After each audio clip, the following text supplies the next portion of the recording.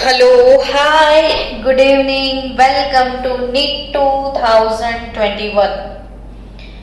બચ્ચાઓ NEET 2021 ની જબરજસ્ત તૈયારી કરવાના આપણે મૂડમાં છીએ હવે. તો ચલો થોડા આજે નીટના MCQ સોલ્વ કરીએ ફરીથી. ગઈકાલના તમે રાહ જોવો છો નીટના MCQ માટે, તો આજે થોડાક વધારે MCQ સોલ્વ કરીએ. ગઈકાલના MCQ નો વિડિયો જોઈ લીધો હશે. ચલો MCQ AIPMT 2002 માં એક ક્વેશ્ચન હતો. મારા સાથે તમને લખવાનો ચાન્સ મળે એટલે હું લખું છું. એક સંયોજન વજનથી 8% સલ્ફર ધરાવે છે. એક સંયોજન વજનથી 8% સલ્ફર ધરાવે છે, તો તે સંયોજનનું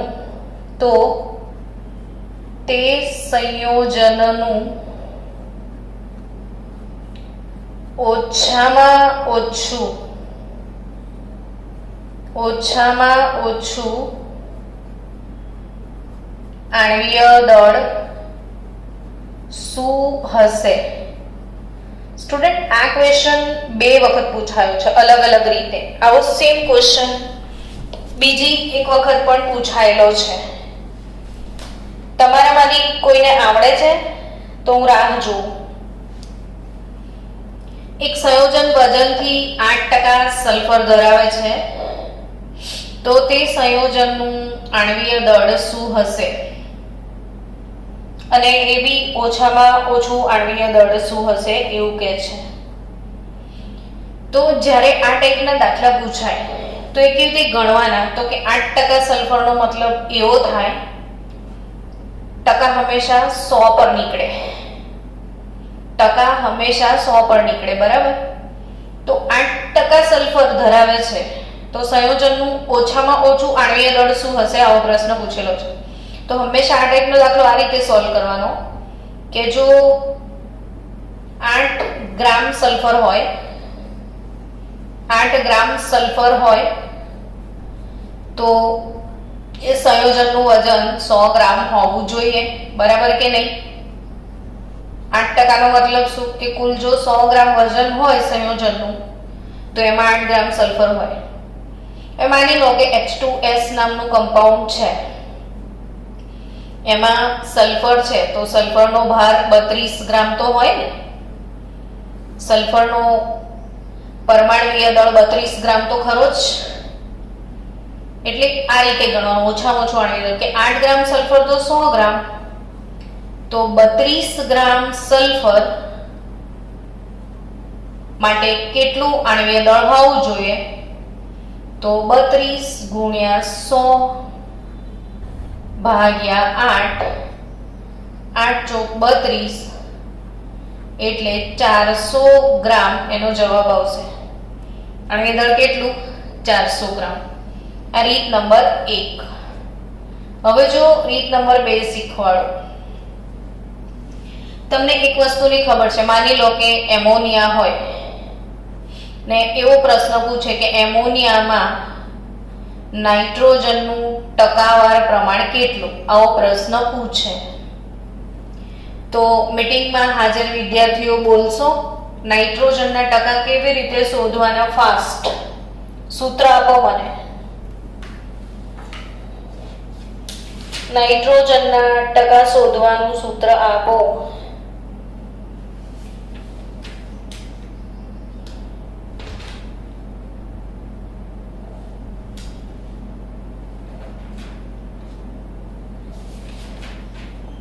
જલ્દી યાર, આ તો કેવું જરાક અમથું નાનું બચ્ચા જેવું દાખલું છે. ટકા શોધવાનું સૂત્ર નહીં ખબર તમને? નાઇટ્રોજનનું વજન ભાગ્યા કુલ વજન ગુણ્યા 100. એક્ઝેક્ટલી. નાઇટ્રોજનનું દળ છેદમાં કુલ વજન ભાગ્યા 100, આટલું જ કરવાનું હોય. એટલે તમે આનું કઈ રીતે શોધો? નાઇટ્રોજનના ટકા, પર્સન્ટેજ ઓફ નાઇટ્રોજન કેવી રીતે મળે?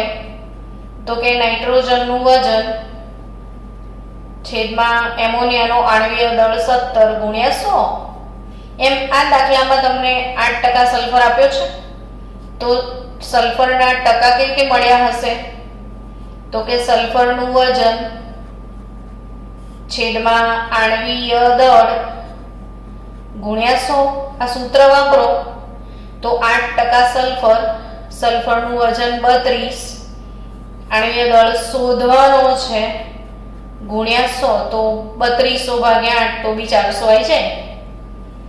એટલે આ રીતના શોધી શકાય કે 8 ગ્રામ સલ્ફર બરાબર 100 ગ્રામ, એટલે 8% સલ્ફર, તો 8 ગ્રામ સલ્ફર હોય તો 100 ગ્રામ વજન હોય તો 32 ગ્રામ મિનિમમ. ઓછામાં ઓછું આણ્વીય દળ 32 તો હશે જ, ઓછામાં ઓછો એક સલ્ફર હોય તો બી 32 તો હોય, તો 32 એ કેટલું? ને એવું ના ખબર પડે તો ટકા શોધવાનું સૂત્ર કે સલ્ફરના ટકા એટલે સલ્ફરનું વજન છેદમાં આણ્વીય દળ ગુણ્યા 100. તો પણ ડાયરેક્ટ તમને એનો આન્સર મળી જશે. હવે તમને એમ થશે કે ક્વેશ્ચન આ ઇમ્પોર્ટન્ટ છે, AIPMT 2002 નો પ્રશ્ન છે આ. હવે આવો સેમ ક્વેશ્ચન બચાવો AIPMT 2009 માં બી પૂછાયેલો છે, 2009 માં પણ આવો ક્વેશ્ચન પૂછાયેલો છે. ક્વેશ્ચન હું લખું છું, જોજો. પેરોક્સી એનહાઇડ્રસ, પેરોક્સી એનહાઇડ્રસ ઉત્સેચક, પેરોક્સી એનહાઇડ્રસ ઉત્સેચક 0.5% વજનથી સેલેનિયમ ધરાવે છે. 0.5% વજનથી સેલેનિયમ ધરાવે છે. તો આ ઉત્સેચકનો થોડુંક અજીબ શબ્દો નાખી દીધા એટલે તમને એમ થાય કે અરે બાપરે કેટલો અઘરો છે, કેવી રીતે સોલ્વ કરવાનો. પણ કશું નહીં, શાંતિથી વિચારવાનું કે શું આપ્યું છે. એમ કે પેરોક્સી એનહાઇડ્રસ ઉત્સેચક આપ્યો એટલે તમને એમ કે તો બહુ હેવી ભારે ભરખમ, એટલે જે હોય આપણે શું લેવા દેવા, અંદર કેટલા ટકા છે તો કે 0.5% વજનથી સેલેનિયમ ધરાવે છે. તો આના જેવું સેમ કે 0.5% આપ્યા છે, તો સેલેનિયમનું વજન છેદમાં એનો આણ્વીય દળ ગુણ્યા 100, આટલું જ હોય ને. તો એ સેલેનિયમનું પરમાણ્વીય દળ આપેલું જ હોય છે રકમમાં, 78.4 છે. તો આ 0.5 આ 78.4 અપોન આણ્વીય દળ ગુણ્યા 100, તો આણ્વીય દળ તમને મળી જશે. તમને આવું 0.5 નો મતલબ શું થાય? 1/2 થાય. આવી બુદ્ધિ થોડીક વાપરવાની કે 0.5 એટલે 1/2. તો આણ્વીય દળ કેવી રીતે મળશે બોલો? તો 78.4 અહીંયા છેદમાં 1/2 આવે એટલે 2 ઉપર જતા રહે ગુણ્યા 100, આવું જ કરવાનું છે. તો 78.4 ગુણ્યા 100 ગુણ્યા 2 એટલે તમારો જવાબ આવશે 15,680 આવશે. 15,680 એટલે 1.1568 ગુણ્યા 10⁴ આ ટાઈપનો છે. ટૂંકમાં એ રીત નથી આવડતી, તમને ટકાનું સૂત્ર નથી આવડતું તો બીજી રીતે સમજાવો કે જો પેરોક્સી એનહાઇડ્રસ ઉત્સેચક છે, એક જ મિનિટ, કેવી રીતે ગણાય? જો પેરોક્સી એનહાઇડ્રસ ઉત્સેચક 0.5% વજનથી સેલેનિયમ ધરાવે છે, તો એવું કહેવાય કે 0.5 ગ્રામ સેલેનિયમ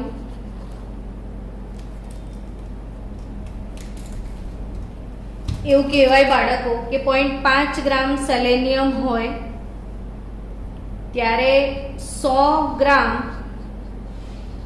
કુલ વજન હોય તો તમને એનો પરમાણ્વીય દળ આપેલો છે 78.4 હોય ત્યારે કેટલું હોય? તો 100 ગુણ્યા 78.4 ભાગ્યા 0.5 એટલે તમને એક્ઝામમાં કેલ્ક્યુલેટર યાદ આવી જાય, પણ થોડીક બુદ્ધિ વાપરવાની કે 0.5 એટલે 1/2 કહેવાય. તો 100 ગુણ્યા 78.4 ગુણ્યા 2 થયું, અથવા 5 ઉપર 10 મૂકી દો તો 5 દુ 10 થઈ ગયું. તો બસ ખાલી 100 દુ 200 ને 200 ગુણ્યા 78.4 કરવાના છે. તો કમ્પ્લીટ સમજણ તમને પડી ગઈ હશે એવું મને લાગી રહ્યું છે. બરાબર, good. Next question. Next question 1982 માં AIPMT નો ક્વેશ્ચન પૂછાયેલો કે 100 ml 1 molar NaOH 100 ml 1 molar NaOH અને 10 ml 10 નોર્મલ H2SO4 એને મિશ્ર કરવામાં આવે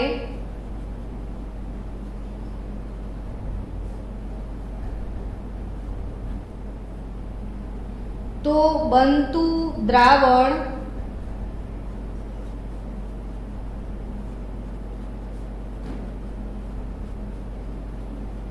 કેવું હશે? આવો પ્રશ્ન પૂછ્યો છે. AIPMT 1982 નો ક્વેશ્ચન છે, બહુ જ મસ્ત ક્વેશ્ચન છે. આ પ્રશ્નને આપણે પૂરેપૂરો સરસ ટાઈમ આપીએ. છોકરાઓ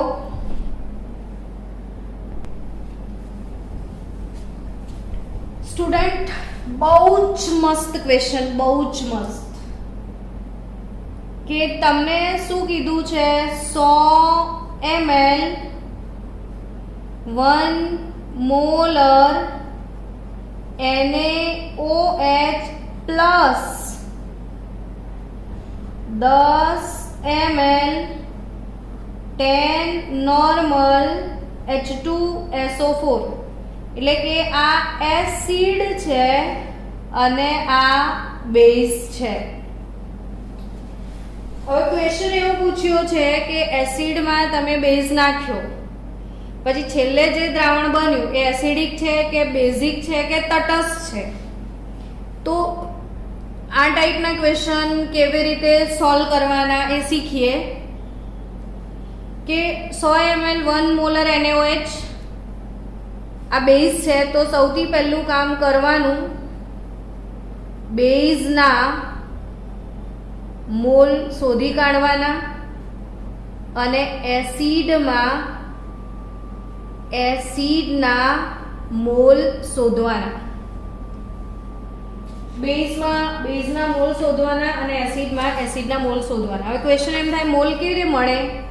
તો કે મોલારિટી એટલે મોલ પર લીટર આવું કહેવાય. એટલે મોલ કેવી રીતે મળે? તો મોલારિટી ઇન્ટુ લીટરથી મળે. તો અહીંયા મોલ કેવી રીતે મળે? તો મોલારિટી ગુણ્યા કદ.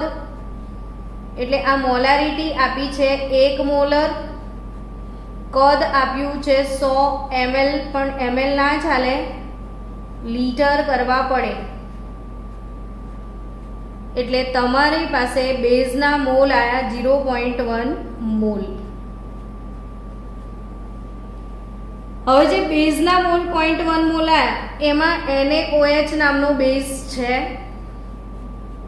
તો Na પ્લસ OH માઇનસ, એટલે આ જો 0.1 મોલ NaOH હોય તો 0.1 મોલ OH માઇનસ મળે. જો BaOH ટ્વાઇસ હોત, BaOH ટ્વાઇસ આવો બેઝ હોય તો આ રીતે લખાય Ba + 2OH માઇનસ. એટલે અહીંયા જો 1 મોલ હોત તો અહીંયા તમને 0.2 મોલ મળતા. એટલે ઇક્વેશન લખવું બહુ જરૂરી છે. એટલે તમારે શોધવાના છે OH માઇનસ ના મોલ એ 0.1. તમને બધાએ એક વસ્તુની ખબર હોવી જોઈએ કે એસિડ જે હોય એ H+ આપે,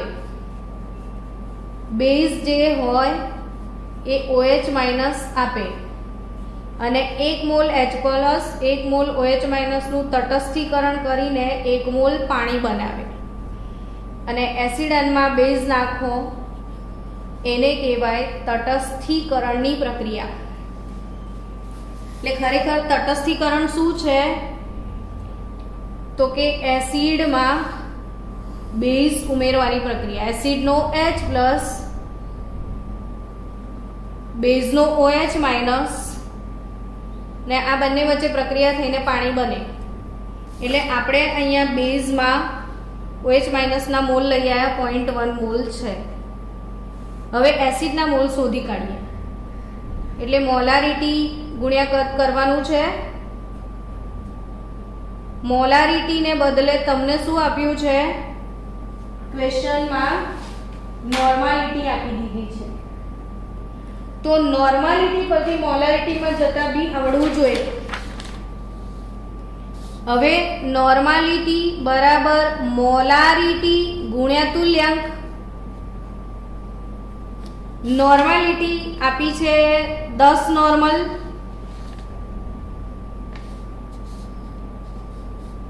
તો 10 નોર્મલ મોલારિટી શોધવાની. અને સલ્ફ્યુરિક એસિડ હોય તો એમાં છૂટા પડતા હાઇડ્રોજનની સંખ્યા 2.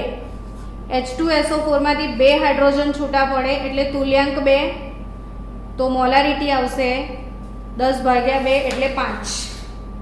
તો 10 નોર્મલ એની મોલારિટી 5 મોલર થાય.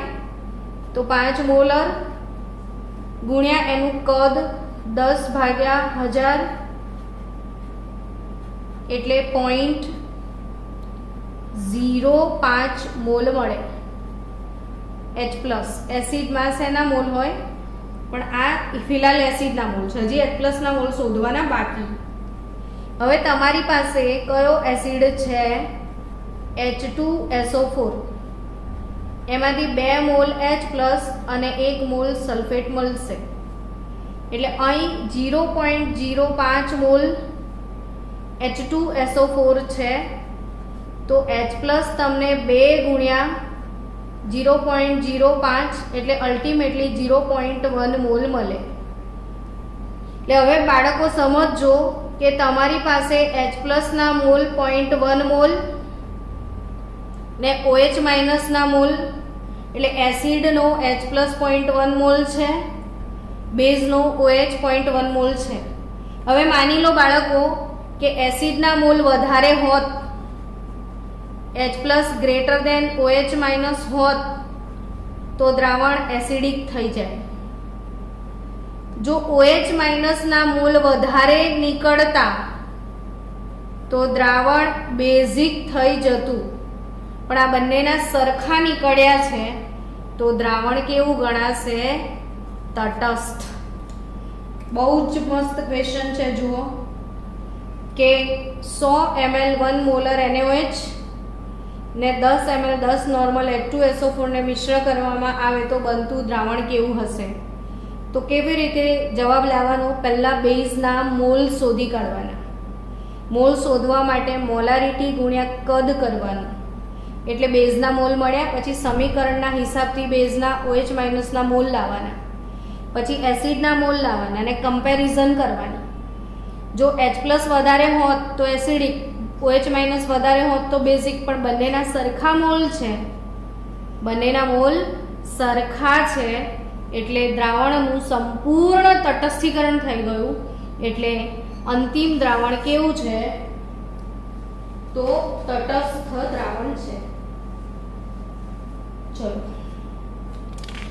1982 નો પ્રશ્ન છે આ. નેક્સ્ટ ક્વેશ્ચન આપણે સોલ્વ કરીએ છીએ.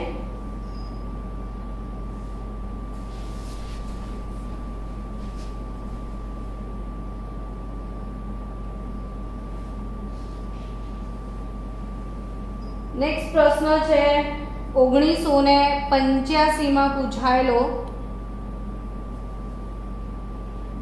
CO2 નો અણુ ભાર 44 ગ્રામ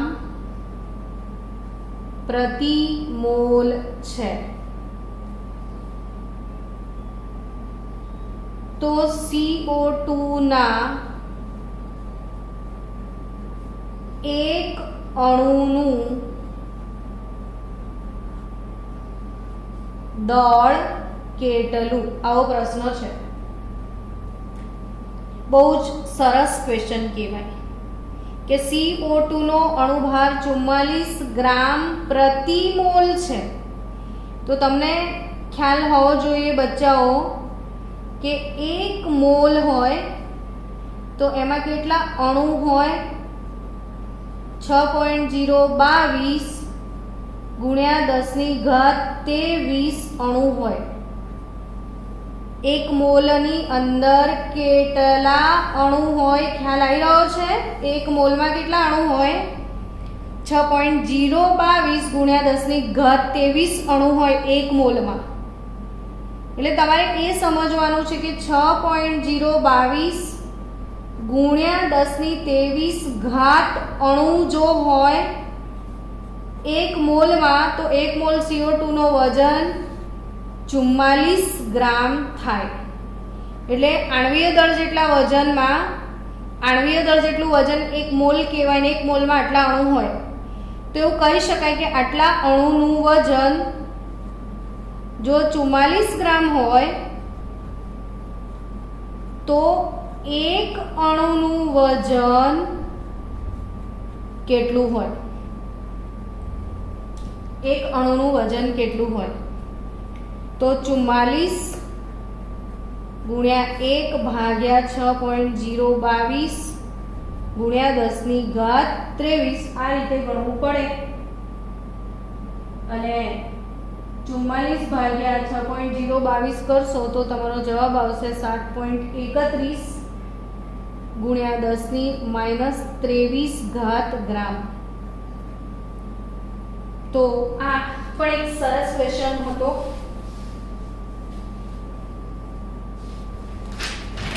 ચલો નેક્સ્ટ.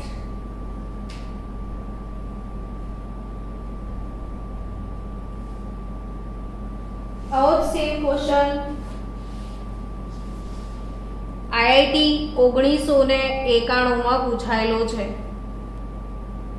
IIT 1991 માં આવો જ સેમ ક્વેશ્ચન હતો કે CuSO4 5H2O CuSO4 5H2O ના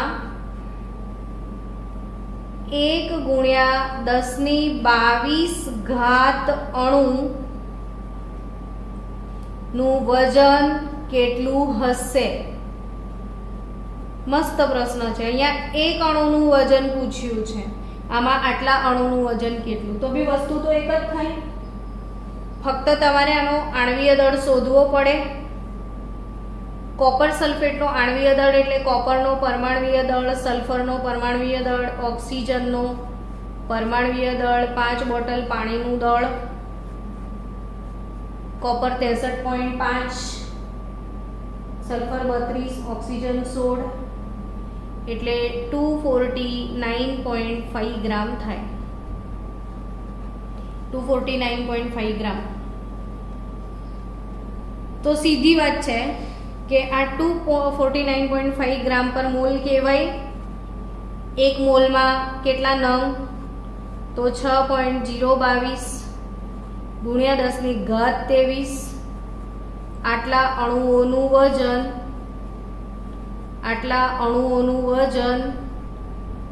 249.5 ગ્રામ કહેવાય.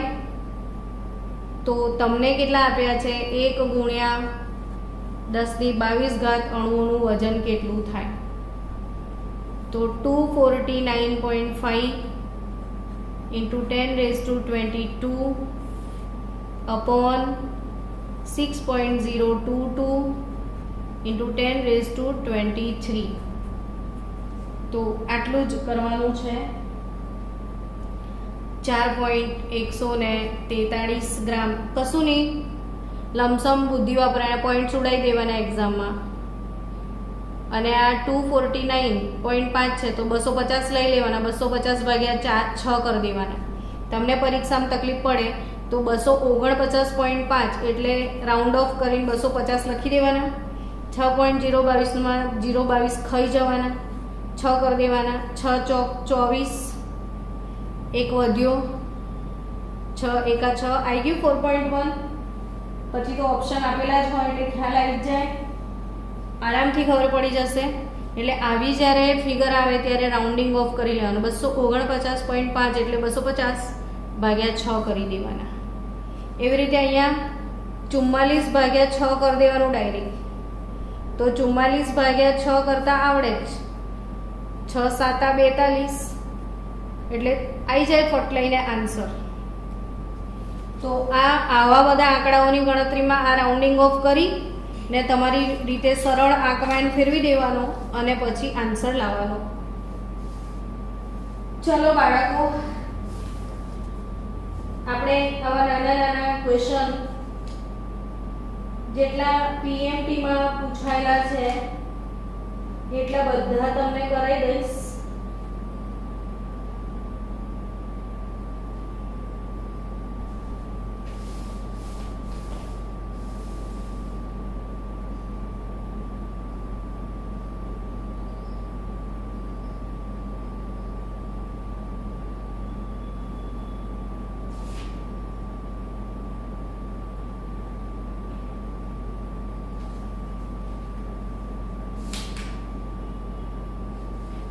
ચલો, બીજો એક ક્વેશ્ચન છે 1992 માં પૂછાયેલો પ્રશ્ન છે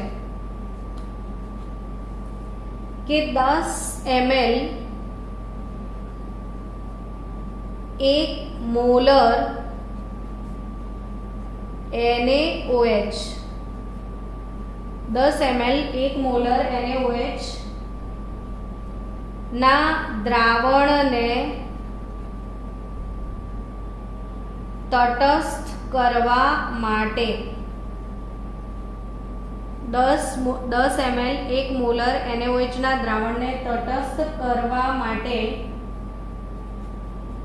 કેટલા મિલી 0.5 મોલર H2SO4 ની જરૂર પડે? 1992 નો આ પ્રશ્ન છે. સરસ પ્રશ્ન છે બાળકો કે 10 ml 1 મોલર NaOH ના દ્રાવણને તટસ્થ કરવા માટે કેટલા મિલી 0.5 મોલર H2SO4 ની જરૂર પડે? એટલે આ 10 ml 1 મોલર બેઝ છે અને એસિડ. ટૂંકમાં એસિડ અને બેઝ ભેગા થાય તો એનો અર્થ તટસ્થીકરણનો દાખલો છે. શેનો દાખલો છે? તટસ્થીકરણનો. તો તટસ્થીકરણ માટે સૂત્ર, તટસ્થીકરણ યાદ રાખો હંમેશા નોર્માલિટી વડે થાય. એટલે હવે તટસ્થીકરણ નોર્માલિટી આપી હોય તો કયું સૂત્ર વાપરવાનું? NaVA બરાબર NbVb. તટસ્થીકરણ માટે આ જ સૂત્ર વાપરવાનું. NaVA બરાબર NbVb. એટલે નોર્માલિટી એસિડની, એસિડનું કદ, નોર્માલિટી બેઝની અને બેઝનું કદ. પણ બાય ચાન્સ દાખલામાં મોલારિટી આપી હોય તો શું કરવાનું? તો કે નોર્માલિટી બરાબર મોલારિટી ગુણ્યા તુલ્યાંક. આ સૂત્ર તમે જાણો જ છો કે નોર્માલિટી અને મોલારિટી વચ્ચે શું સંબંધ? તો મોલારિટી ગુણ્યા તુલ્યાંક એટલે નોર્માલિટી થઈ જાય. એટલે આ બે મોલારિટીને નોર્માલિટીમાં લઈ જવાનું. પણ એવું ના કરવું હોય, ડાયરેક્ટ સૂત્રમાં જ મોલારિટી ને નોર્માલિટીમાં ફેરવી દઈએ તો MaVA એસિડની બેઝિકતા ગુણ્યા MbVb અને બેઝની એસિડિકતા. બેઝિકતા અને એસિડિકતા માટે સ્પેશિયલ વિડીયો બનાવ્યો છે. તુલ્ય દળવાળા 5 વિડીયો મેં ગ્રુપમાં મૂક્યા હતા. ફક્ત એસિડ માટે 30 મિનિટનો વિડીયો છે, ફક્ત બેઝ માટે પણ 30 મિનિટનો વિડીયો છે. તો MaVa ગુણ્યા બેઝિકતા બરાબર MbVb ગુણ્યા એસિડિકતા. હવે જુઓ 10 ml 1 મોલર NaOH બેઝ કહેવાય. તો 10 ml એનું કદ છે, એની મોલારિટી 1 છે. હવે એની એસિડિકતા એટલે OH ની સંખ્યાને, NaOH માં 1 OH છે એટલે એની એસિડિકતા 1. હવે MaVa તો 0.5 મોલર H2SO4 એટલે આની મોલારિટી 0.5 છે. કેટલા મિલી એટલે એનું કદ શોધવાનું છે. તો બેઝિકતા એટલે એસિડમાંથી છૂટા પડતા H+ ની સંખ્યાને બેઝિકતા કહેવાય. તો H2SO4 માં 2 H+ છે એટલે ગુણ્યા 2 થાય. તો Va શું થશે? 10 ભાગ્યા 2 ગુણ્યા 0.5 એટલે એનું કદ કેટલું આવશે? 10 ml. તો જવાબ આવશે 10 ml દ્રાવણની જરૂર પડશે. તો બાળકો આવા જ એસિડ બેઝ તટસ્થીકરણના દાખલા પર ફોકસ કરજો. કાલે હું તમને રેડોક્સના દાખલા શીખવાડીશ કે 1 લિટર 1 નોર્મલ કે MnO4 નું દ્રાવણ એસિડિક માધ્યમમાં રેડોક્સ પ્રક્રિયા કરે તો કેટલા ગ્રામ પદાર્થ જોઈએ. એ ટાઈપના દાખલા કાલે થોડાક શીખવાડીશ. તુલ્ય ભારના દાખલા છે એ શીખવાડીશ.